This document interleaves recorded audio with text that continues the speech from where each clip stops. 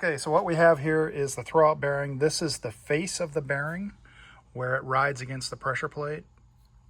On the back side, that goes up against the throwout bearing retainer right there. We're going to install this.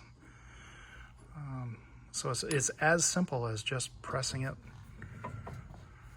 like this, and I'll show you. It's seated on that collar,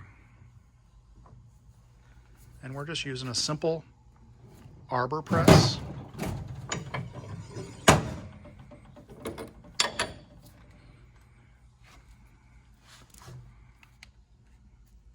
Yep, turn it around. Check all the way around. Nice and seated. Perfect. That looks good.